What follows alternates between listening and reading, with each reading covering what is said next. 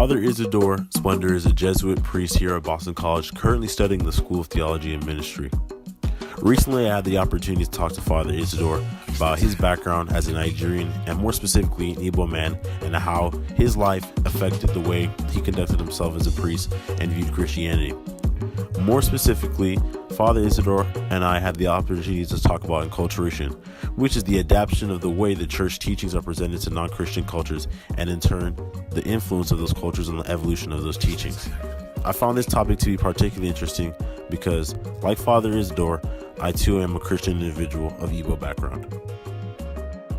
So my connection to African traditional religion or Igbo traditional religion would be that I so much admire, appreciate, and want to actually bring to the fore those values that make up the way, the well-being, and the worldview of the Igbo people, especially Christians, who today so much follow Christ with every love and ardent passion they have. Well, your question is very striking, and that's my passion at the moment. I'm interested in what we call enculturation. Enculturation is a way of saying that the gospel of Jesus Christ, Christianity, Christian message, has to interact with a particular culture. In this case, Igbo culture, Igbo traditions. And the reason why I'm doing that is I have realized that, like I said earlier, that there are values in my culture that I think can blend so easily when they are reflected in our Christian ways of doing things. And the other part of that is to say that when that is done, it will be difficult to say that in the next how many years to come, Christianity will die in Igbo land. The reason I say that is because people will be doing their things, reflecting and seeing Christ just the way they see things as Igbo person, according to the Igbo culture, according to the Igbo tradition.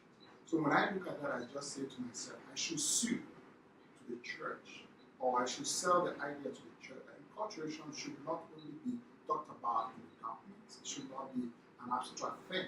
It's something that the church should adopt, reflect it, and make sure that it's executed in the way the church do things. Presently, enculturation happens in the church liturgically.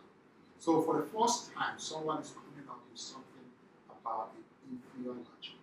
And that is where comparative theology is concerned, and that's my area. And that's what I'm doing. So just to make sure that Africa, Christianity in Africa, and especially in Igbo nation, is actually intact for so many years, there is a need for enculturation. So what I'm studying at the present time is theology, comparative theology to be precise. And my whole interest is to see that the idea of enculturation is made strong and it comes to fruition. And there is something I am suing to do in my dissertation, doctoral dissertation, and that is thinking interreligiously. So at this point, I'm not only looking at African traditional religion, Christianity. I'm also saying that in Africa, we have other religions like Islam. And I think that it's high time that people begin to think interreligiously. Whether you are a Muslim, you begin to also understand what Christians believe. You begin to also understand what African traditionalists believe. You begin to understand what the Jews, those who follow Judaism, believe. You also appreciate what Hindus and Buddhists believe. So thinking interreligiously seems to be one aspect that I believe strongly that is lacking. And that can also help in our interreligious dialogue. When Christianity was first brought to Nigeria, especially in Igbo land, many missionaries regarded Igbo people and their culture as being backwards. With this lack of understanding and stigma that was placed upon Igbo individuals who sought to grow Christianity, many times they disregarded their past and left their culture behind in the pursuit of their new Christian life.